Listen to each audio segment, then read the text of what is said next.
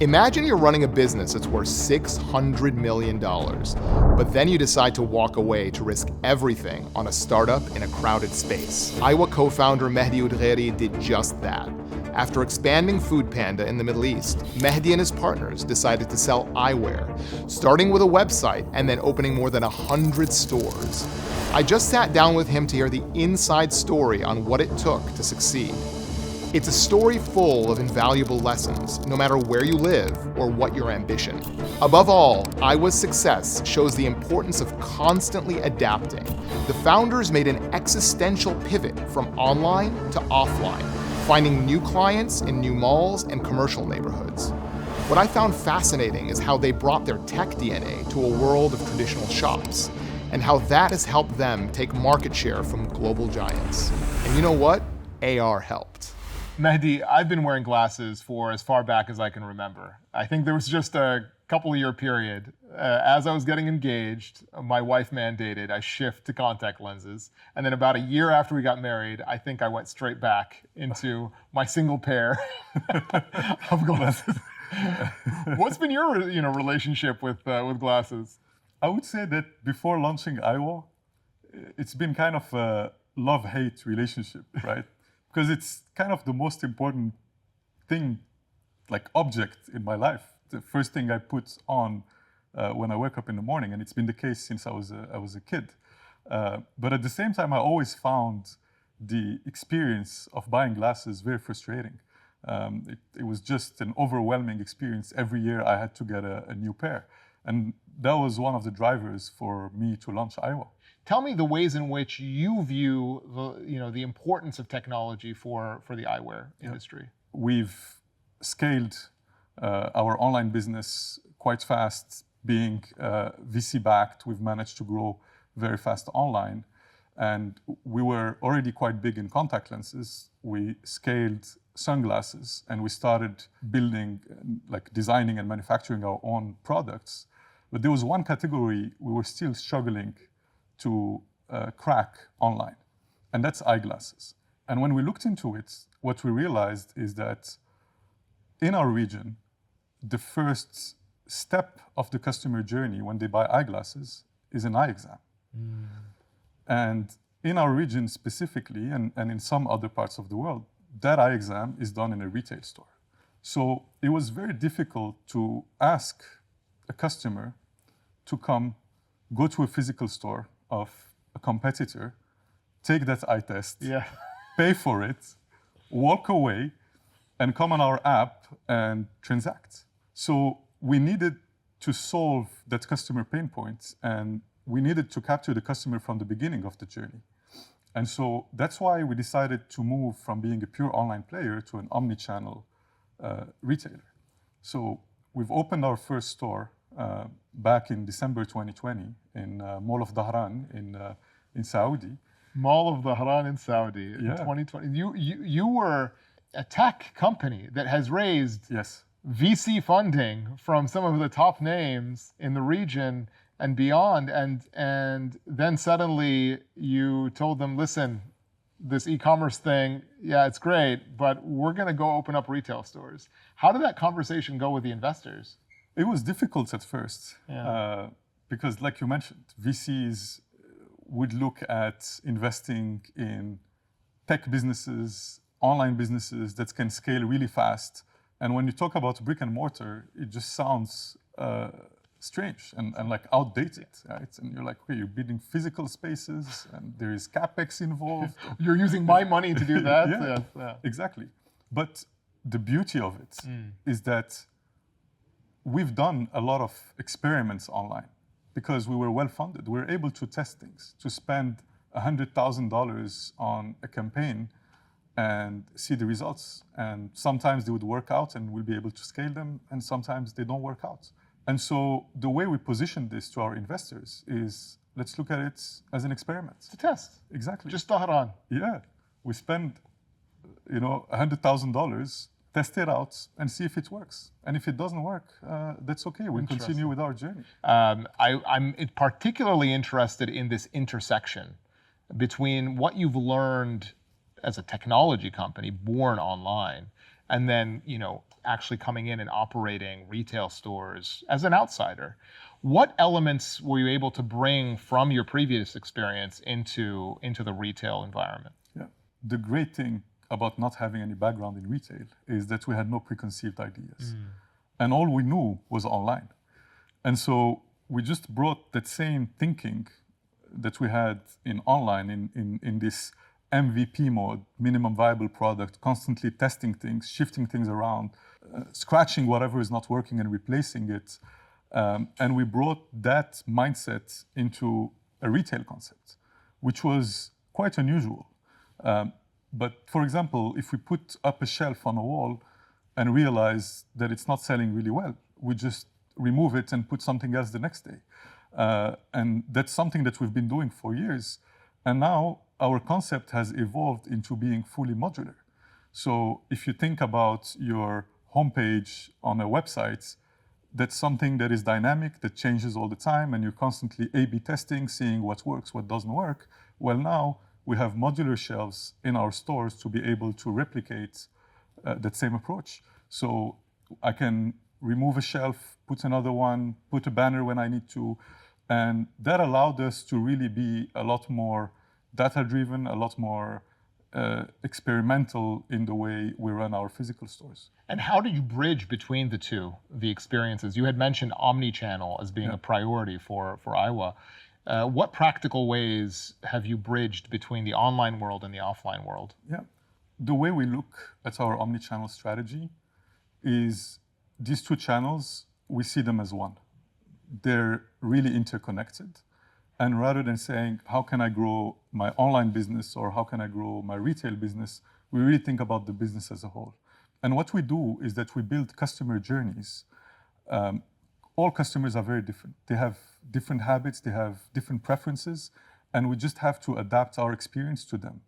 So concretely what it means is, as a customer, you can discover Eyewa on the app, you can browse, you can use our virtual try-on, and once you find something that you like, we have a feature that we call Tap, Try, Buy, where essentially you add them to your basket and they will be sent, that information will be sent to our warehouse, which will prepare them, send them to a store of your choosing so that you can go and just try them there. So that allows that customer to do the discovery parts online, but then go to the store and fill the frames, put them on their face, and then make a decision on whether they want to buy it or not. The same thing can happen the other way around. You can have customers who start their journey in a store, try on different products. They might not be convinced in the moment, or they need to ask their spouse or their friend or whoever, and then they will be able to complete the transaction on the app. So that's really the way we think about it, is how can we build various customer journeys.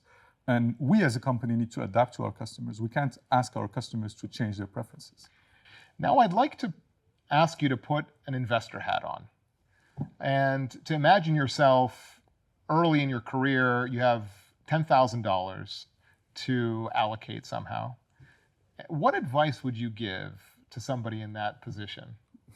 As an entrepreneur, I would say that $10,000, especially the first $10,000, is very hard to get and kind of to earn. But if you think about the long term, it's not really a lot. If you look 10 years down the line, 20 years down the line. And so rather than looking at it from a financial investment perspective, I would think a lot about how can I invest it in myself? How can I grow myself, or looking at what I want to do with my life, how can I invest that money so that I can upskill myself?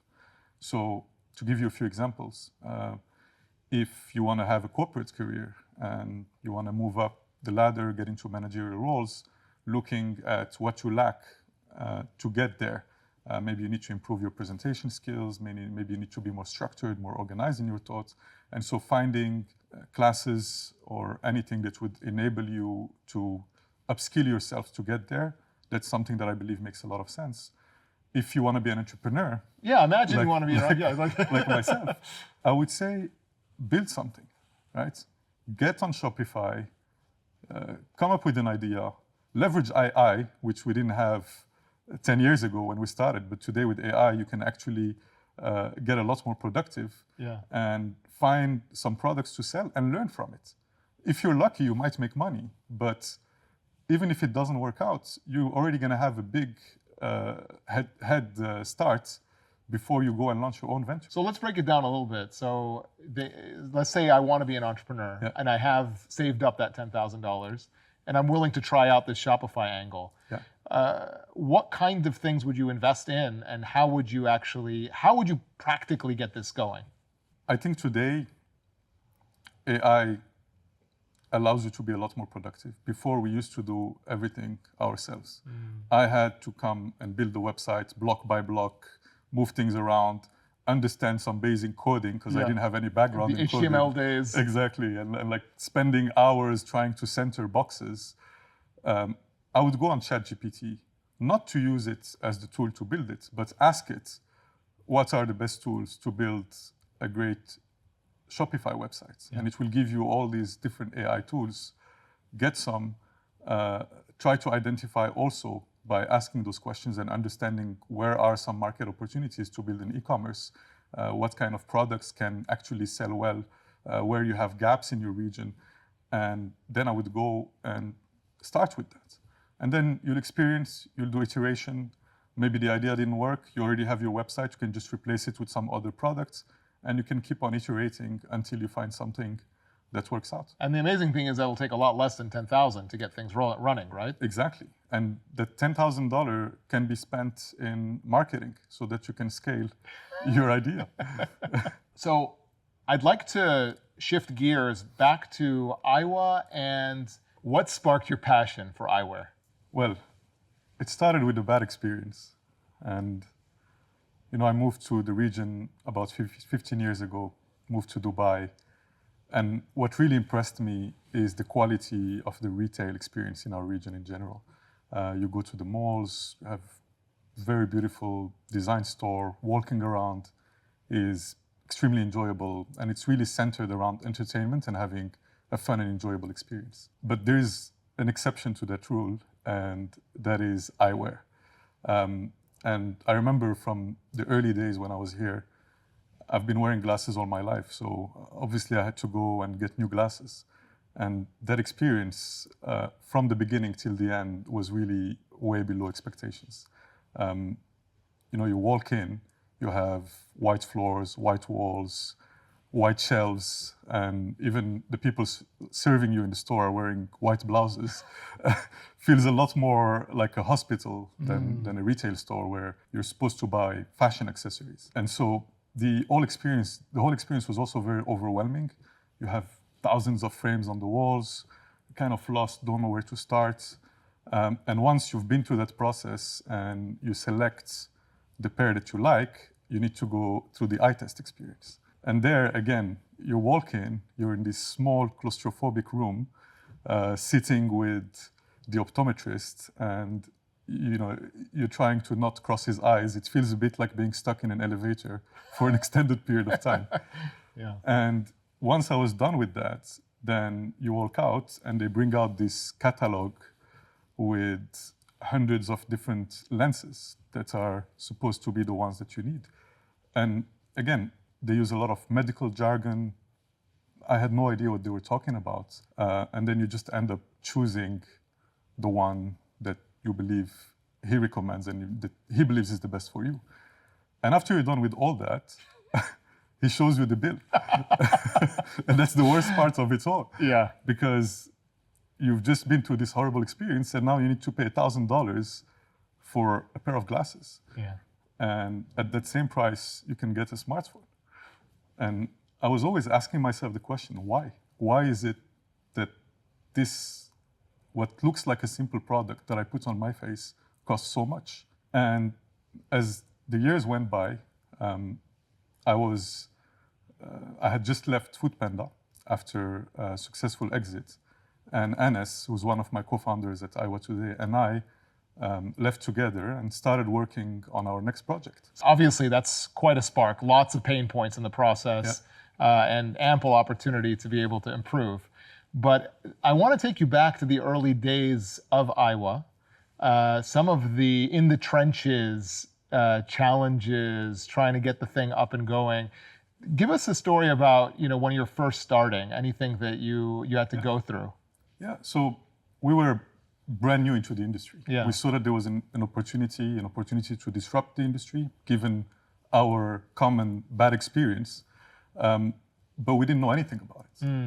And so when we looked at it and we said, what's the best way to get into it and to learn, the solution was to go back to what we knew before, which was building online platforms and selling eyewear through our online platforms. And you were both successful entrepreneurs, having built and scaled up a company prior. Exactly. We had done that in the online food delivery space, which is a very different industry, but still, from building a successful digital grown brand in the region, we had learned a lot of things that we believed we could replicate to the eyewear industry.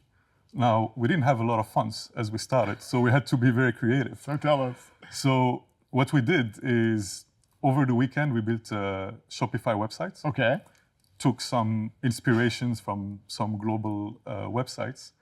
And then in Anas's building on the ground floor, there was an optical store that was owned by this older couple, and they were running the store. So we went down to them and we told them, hey, here's a proposition. Let us take photos of everything you have in the store. We'll put them on a website, and whatever sells, we'll just buy from you. So, that's incredible. This reminds me actually of the founding story of Zappos. Back in my entrepreneurship class, I teach, Nick Swinmurn, the original founder, actually didn't know if people were going to buy shoes online, right? And so went and photographed a bunch of different shoes from stores, and when an order came in, actually then went ahead and bought the shoes and shipped it. Obviously, on a unit economics basis, that's not a way to build a business, right? What were you testing for, and what did you learn from the initial approach with the optician downstairs? Absolutely. So for us, what we wanted to understand is, would people in our region be willing to buy eyewear online? There was really no one doing e-commerce for eyewear in our region. We were one of the first ones. And so we wanted to see whether, by doing some marketing, trying to position our brand as this fashion-driven, younger brand with prices that were more attractive, because we were selling the products on the website cheaper than they were, than we were buying. Further degrade your unit economics, yes. But just to understand, behavior. Would this work? What's the behavior of the customers, and can then this be scaled? And that's how we started. And early on, what surprised us is sunglasses and eyeglasses didn't really pick up. What picked up from day one was contact lenses. Interesting. So again, we put up there some contact lenses, and we just saw that people were buying them. And when you think about it, it actually makes a lot of sense, because by being purely online, you're solving a big pain point for contact lenses customers. This is more of a commoditized product. It's in a box. They don't need to try it. They don't need to look at it. They've been using it multiple months over. And so they can just order it. We offered availability because we could have as many SKUs or different products as needed. And then we'll just deliver it to them same day or next day. And in our first year, that's how we've managed to scale. So you found that there was actually a customer need in contact lenses, which maybe wasn't your initial plan going to market. But interestingly, this space is not on the surface an easy one to enter into, right? You have dominant players. The retail players in the malls are quite entrenched. Even the way that the industry is controlled by just a couple of large players globally makes it maybe an unlikely space to enter into. What made you think that you could go against these giants and actually be successful? When we launched, or when we started looking into the industry, we quickly found out that there were two large global players who dominated their respective fields in eyewear. You had Luxottica, Italian company, amazing success story. They've scaled really fast through M&A, and they had really a dominant position within the frames industry. And they own some of the most well-known brands that people would see in traditional optical stores. Such as? Such as Ray-Ban, Persol, Oakley, And they have also licensed many of the global fashion brands that they would sell in these through these optical So stores. a lot of these brands that we would typically see are actually all owned by Luxottica. By Luxottica. And they're also vertically integrated from manufacturing all the way down to retail. In the US, in Europe, they own multiple retail chains. On the other hand, you had another company called Essilor, French company, and they had a dominant position in the ophthalmic lenses category. And again, you walk to a store and you see a lot of different brands, Crizal, Nikon, and many of these, they're all owned by the same French company who had done a lot of M&A. It turns out that when we started, these two companies had just announced that they were planning to merge. Oh, wow. So you had the two behemoths, they're planning on merging together. Which they ended up doing a year after we started. So on the surface, this seems like a place you do not want to enter into. Yes, but what's interesting is as we were trying to learn more about the market in the Middle East, we started looking at the annual reports of these companies. And out of the hundreds of pages that they had in those reports, the Middle East wasn't mentioned a single time. Interesting. And again, when you're a global player playing at the scale of the global eyewear market, which is over $100 billion, you focus on the US, you focus on Europe, you focus on China. The Middle East is not really a strategic priority for you. And I think that was the first opportunity that we saw. The other thing is when we looked at the incumbents, all the chains here, a lot of them were family businesses. Some have been around for hundreds of years, and they didn't really need to innovate. The market's been growing really fast through demographic influx, economic development. So they were doing really well, and they didn't really need to change. And I think that's really what we saw as a recipe for disruption, where you have a global behemoth who's not really looking at the region, the incumbents who are very comfortable selling at very high prices, focused on the luxury segment, while the mass segment, which targets the vast majority of the population, was really unaddressed and very unstructured. So we really saw that as an opportunity for us to come in and take market leadership over the region. Mehdi, take me back to when you first opened that store in Bahrain. This is December 2020, correct? What was going through your mind? What were you feeling? And tell us about how that experience went. I was scared more than anything, I have to say. It was, I mean, none of us had ever operated retail stores before. The three co-founders, but even most of the senior management was not involved at all in operating physical stores. And we had done something that was completely different from what was available in the industry. We had colorful stores, loud music playing, and we're like, is this gonna work? Is it actually gonna work? Yeah, it was a big question. It was a big test. And I remember one of my dear friends and an advisor who has a lot of experience in retail told us, you need to look at your sales in the first day. And if you go above a couple of thousands of dollars, you're in good shape. If you're below, you need to start to worry. Not so good. Something is wrong. And so we're there, the three of us, standing in front of the shop as the curtains comes up, and we're just waiting to see what's gonna happen. And to our surprise, people just started walking in, one after the other, and the store was packed, which I had never seen in my life in an optical store. There were like 20, 30 people in the store. And I think we had built a very strong brand online that people got familiar with and recognized, and they found the store of that brand that they had heard about, Eyewa, and so they were actually very excited to discover it.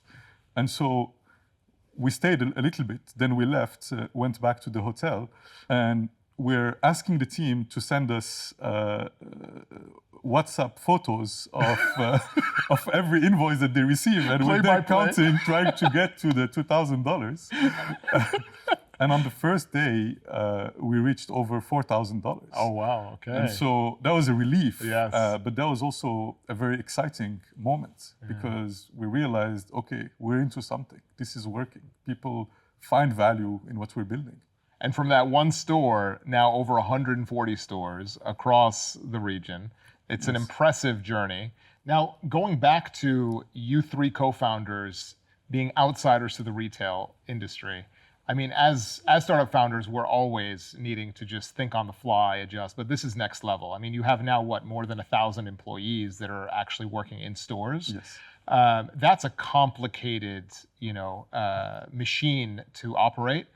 Tell me about your experience on the people side, managing, this complex operation as it's been scaling throughout mostly the kingdom.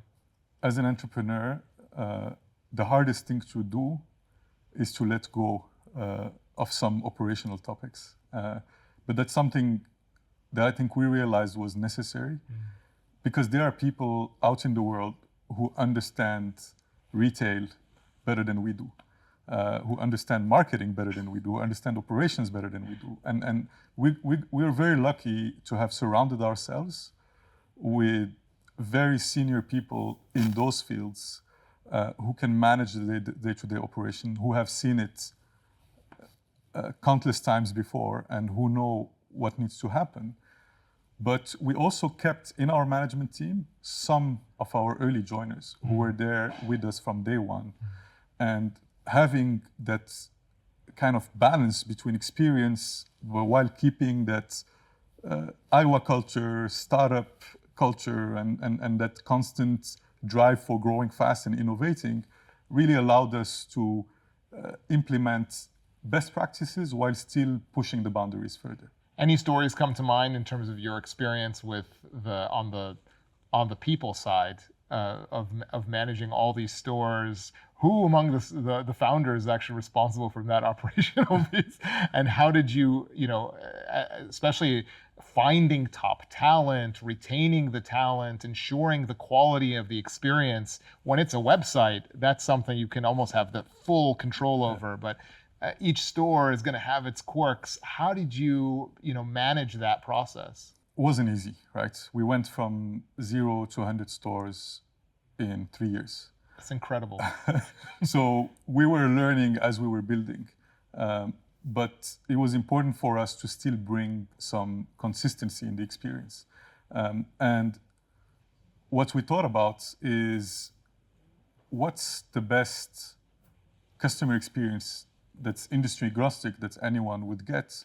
And what came to mind is luxury watches, jewelry, or hospitality, hotels.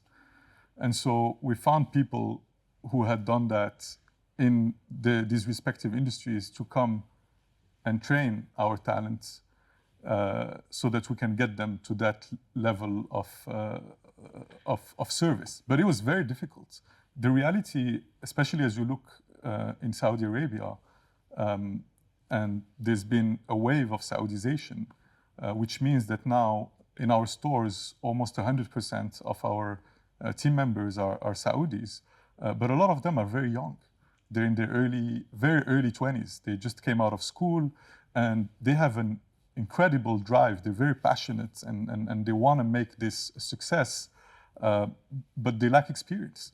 And so it took time to kind of build within that layer of young people some leaders who emerged and then were able to kind of train the next generation. But I think it's a process that you just need to go through. And you're having a big impact on actually that training and upskilling of that whole workforce is you're part of that, the story of the development of that economy. So that's incredible. Now, on the technology side of things, I've noted that you've started integrating some AR, some of the latest kind of technologies in order to support your customers in their journeys. I'm curious as to where you see this technology going, and in your industry.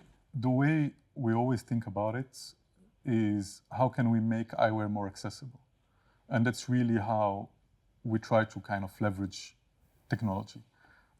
So virtual try-on was one of the first initiatives that we had launched on the app, where essentially you're able to experiment and see the frames on your face using augmented reality. Yeah. Could you give us a test drive? Absolutely, happy to show you that. So this is actually technology we've been working on with ByteDance, a mother company of TikTok. And what we wanted to do was to find a way to offer virtual try-on, but also make it light enough so that it can work anywhere in the region, despite sometimes having slower or connectivity. So it's a very light app.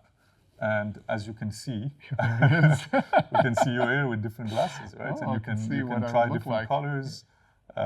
So you can swipe. face shapes, frames, what's your sort of like advice on making something that look good? Yeah, I mean, again, it depends a lot.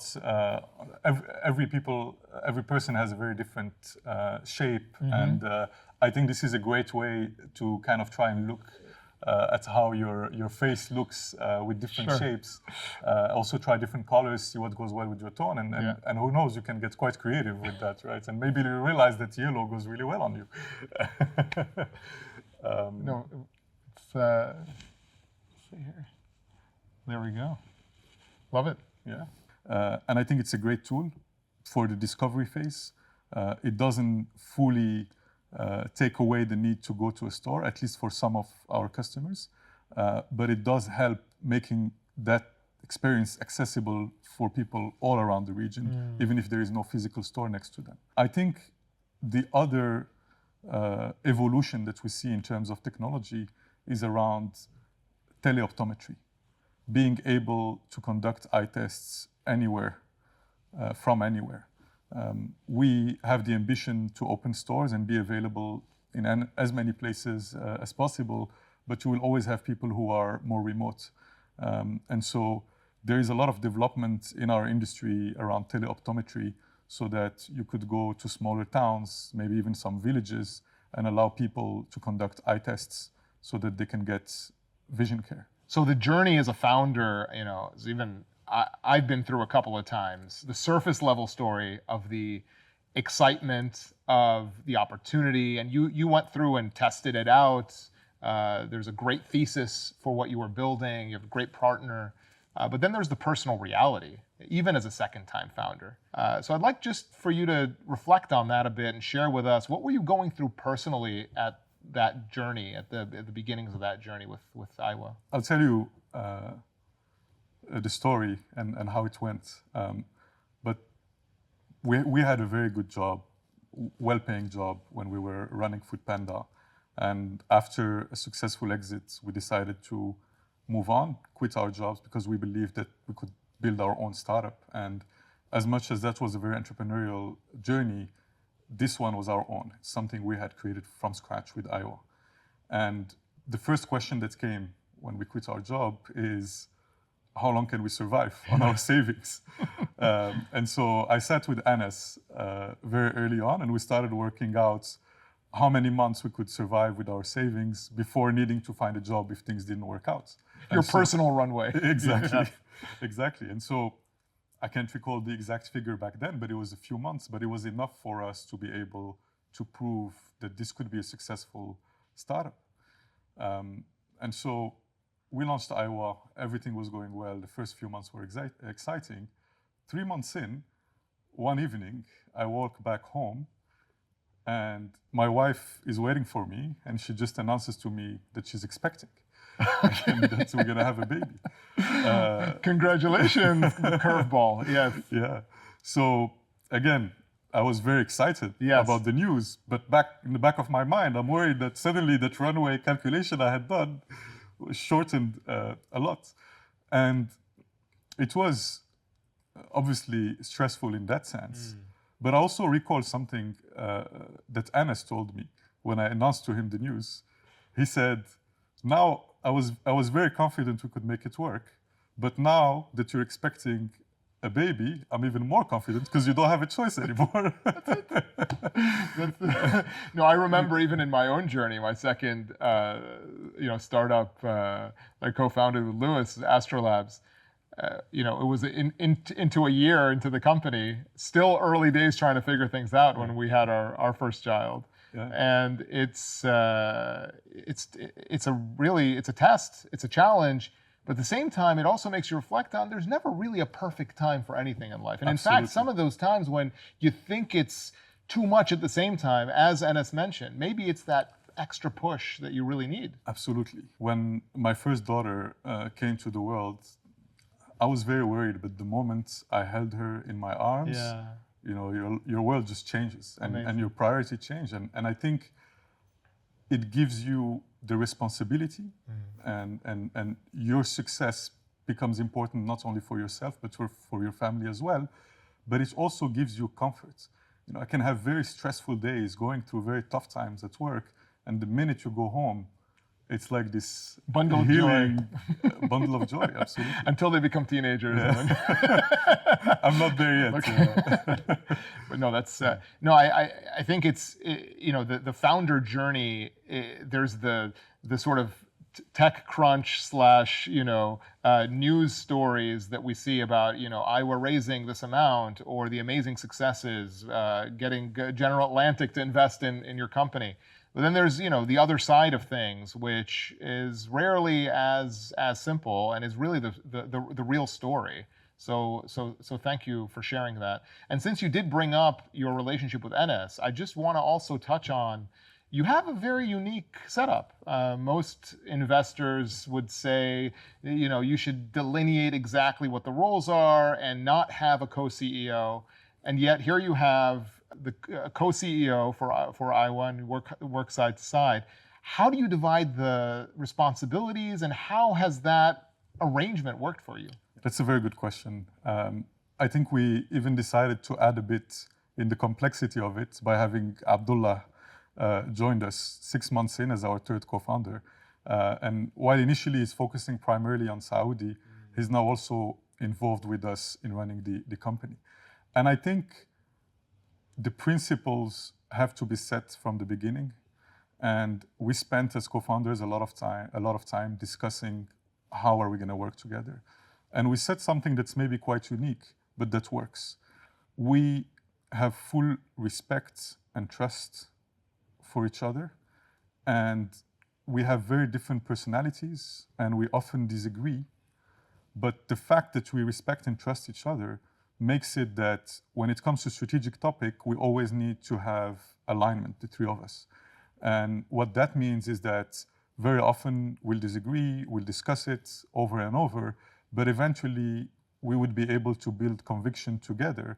And even if sometimes we might still personally disagree with a decision, we would follow the instincts of the person who believes that their answer is the best one. And then we're all aligned behind it. We never look back at that decision, and we fully embrace it as the three leaders of the company. Now, when it comes to operational topics, we kind of follow our approach from our early days in our early careers when we were consultants, where essentially we work on projects.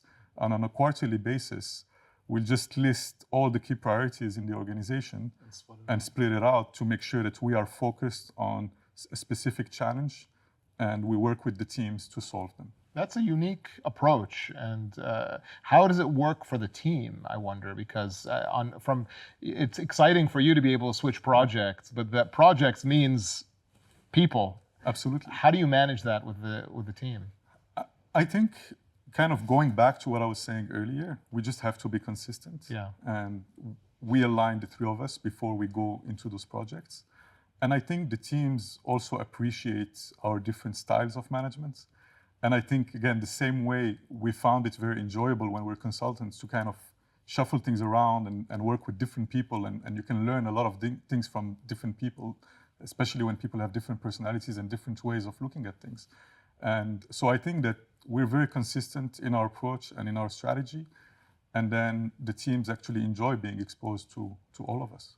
We're seeing more and more developments in eyewear technology, and the latest has been from Meta, actually, with their augmented reality. What do you think about this play? I mean, is this going to be a Google Glass all over again, or you think the time is right? It's hard to tell. I think it's exciting to see that there is innovation, and we're kind of pushing the boundaries when it comes to eyewear. And I think it being a tool that's constantly on your face, it can have advantages, right? And if it becomes connected, it can be more valuable to people. How things would evolve is a question mark. I think for me, the biggest question on this is how would social interactions be?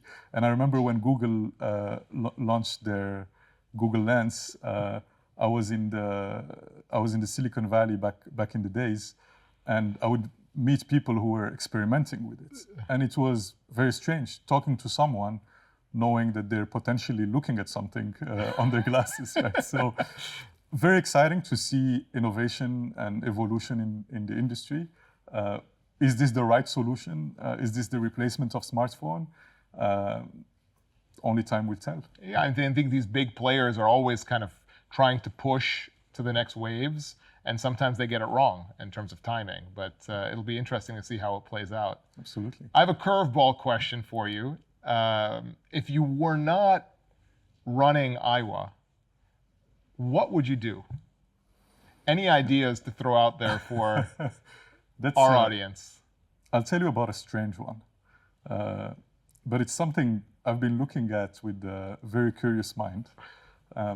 But a few years ago, with AI kind of taking over, there was this whole frenzy around deepfake.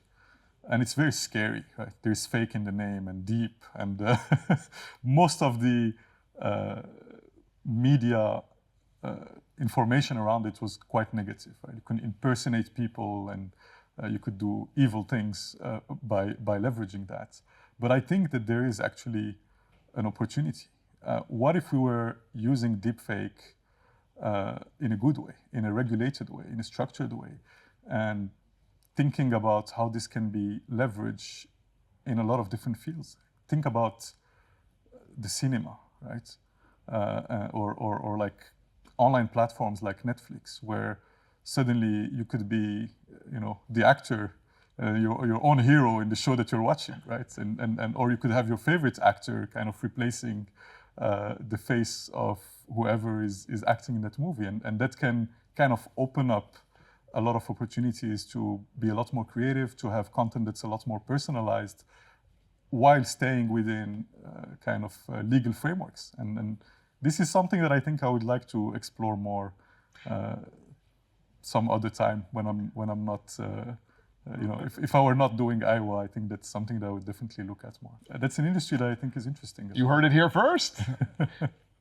Let's wrap up with some rapid fire questions. Metal or plastic frames? Or what are they called? Plastic? No, they're acetate. Acetate, sorry. No worries. No offense. Which one? Metal. Metal. Buy or rent your home? Buy. Best productivity tip? Put calendar events for everything that you do in the day. Any app you can't live without? Waze. And last one, are you investing in the stock market or are you holding gold? None of the two. I invest in startups that I believe in. What a way to wrap it up. Thank you, Mehdi, for being with us on Money Moves. Thank you very much for having me. It was a real pleasure. Thanks for watching our conversation with Mehdi. What part of his journey resonated the most with you? What did you think about Eyewa's omnichannel strategy? Let us know your thoughts in the comments.